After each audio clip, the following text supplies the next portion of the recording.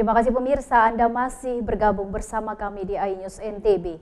PPKM Kota Mataram dalam pekan ini naik ke level 2. Kenaikan level ini dinilai lamban merespon tracing dan percepatan vaksinasi lansia. Kasus COVID-19 di kabupaten kota di NTB secara keseluruhan melandai karena pemerintah terus gencar melakukan percepatan vaksinasi. Dari 10 kabupaten kota se-NTB, PPKM Kota Mataram naik menjadi level 2 karena dinilai lambat merespon tracing kasus COVID-19. Tapi secara umum kasus kita kan turun semua. Intinya seperti tadi sampaikan ada 1, ada 2 kasus. Jadi mudah-mudahan kondisi yang kondusif ini tetap dipertahankan, ya salah satunya dengan vaksinasi, bantuan. Jadi Mataram perlu memacu testing dan tracingnya Pak ya? Ini ya? Sudah jalan belumnya, hanya karena mungkin belum tuntas gininya. Lagi sedikit sebenarnya. Selain itu, vaksinasi lansia di Kota Mataram juga terkonfirmasi lambat bersama dengan Kabupaten Sumbawa Barat. Penurunan level PPKM Kota Mataram diharapkan dapat meningkat kembali menuju level 1, mengingat kondisi COVID-19 di NTB telah melandai. Dari Mataram, Vinka Andini, iNews melaporkan. Kita beralih ke informasi lain. Pemirsa, seorang bocah asal Bima, Nusa Tenggara Barat memiliki cerita pilu setelah ditinggal oleh kedua orang tuanya sejak bayi. Di tengah keterbatasannya, bocah yang menginjak bangku kelas 3 sekolah dasar ini sangat giat bekerja demi untuk memenuhi kelangsungan hidupnya. Inilah sosok Muhammad Nasihin, bocah 10 tahun asal Desa Soro, Kecamatan Lambu, Kabupaten Bima, Nusa Tenggara Barat. Kesehariannya setiap pagi ia menjalani rutinitas mengikuti pelajaran di sekolahnya di SDN 2 Mamuju yang tak jauh dari rumah bibinya sebagai tempat tinggalnya saat ini. Aktivitasnya di sekolah, bocah yang ditinggal pergi oleh kedua orang tuanya sejak bayi ini dikenal rajin dan penurut. Hanya saja di usia kecilnya Muhammad Nasihin tak pernah mendapat bimbingan serta kasih sayang dari orang tua. Sehingga sampai dengan menginjak bangku kelas 3 sekolah dasar, ia belum lancar membaca. Di balik kerasnya kehidupan yang ia jalani, ada satu kelebihan yang sangat patut dicontohi bagi anak-anak yang lain, yakni Muhammad Nasihin merupakan sosok anak yang rajin, penurut, dan giat bekerja. Ibunya di mana sekarang? Malaysia. Sudah di Malaysia ya? Sudah berapa tahun di Malaysia? Sudah lama. Sudah lama. Ditinggal sama ibunya sejak usia berapa? Sejak usia 2 tahun, Sejak usia 2 tahun. Sekarang Muhammad tinggal sama siapa? Sama bibi. Terus bapaknya di mana? Sudah pulang ke Jawa. Sudah pisah sama mamanya. Iya.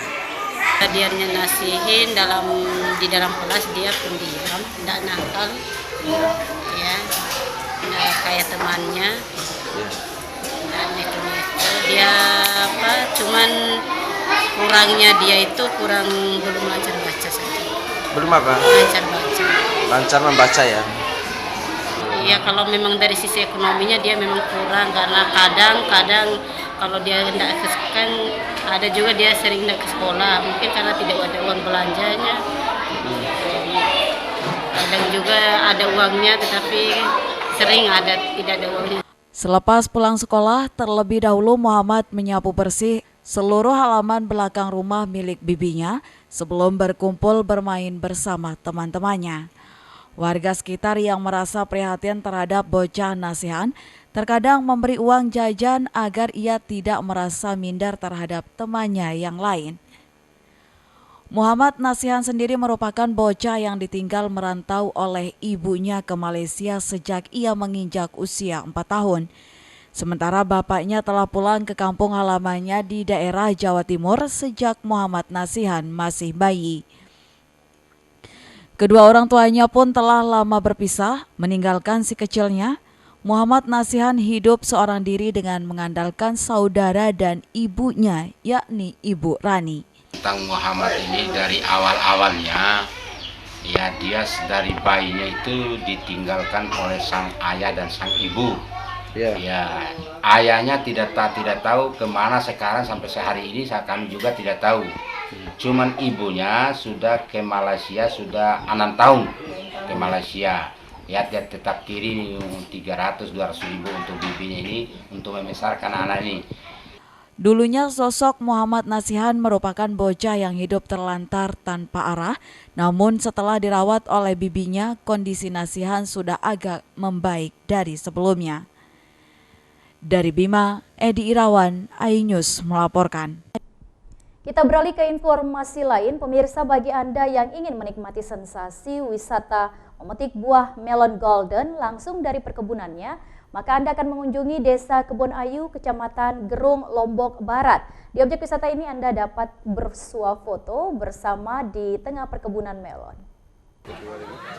Desa wisata Kebon Ayu yang letaknya dekat kota Gerung, ibu kota Kabupaten Lombok Barat, populer dengan jembatan gantung peninggalan Belanda dan wisata sungai. Wisatawan yang datang ke desa itu juga dapat menikmati kuliner tradisional Lombok. Kini para wisatawan memiliki alternatif aktivitas baru di desa wisata Kebon Ayu, yakni kebun Golden Melon. Wisatawan masuk ke kebun dapat memetik dan menyantap golden melon di tempat ini dengan latar buah melon berwarna kuning, dan tempat ini juga sangat cocok untuk bersuah foto. Selain itu juga melon yang ada di sini beraneka ragam, dari melon yang biasanya bundar hingga melon yang berbentuk hati atau lambang cinta. Namun jika Anda ingin menikmati memetik melon sambil bersuah foto, alangkah baiknya datang lebih awal karena jika Anda telat datang, sebuah melon akan ludes dibeli para pengunjung. Tak hanya tersedia golden melon, ada pula jambu kristal, jeruk santang, kelengkeng, dan anggur. Bibit buah-buahan itu sudah ditanam dan kini masih dalam proses pengembangan. Selfie atau petik melon? Ya petik melon, tapi dia buahnya habis. Oh, buahnya habis. Iya, makanya kita foto-foto aja. Foto-foto aja. Ya.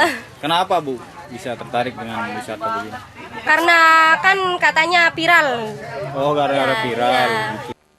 Soal rasa, golden melon hidroponik ini lebih manis dan kualitas buahnya berbeda dari melon yang ditanam di area terbuka, dan buah golden melon tersebut mampu bertahan hingga 1,5 bulan. Wisatawan yang tertarik memetik dan menyantap golden melon cukup membayar Rp20.000 per kilogram.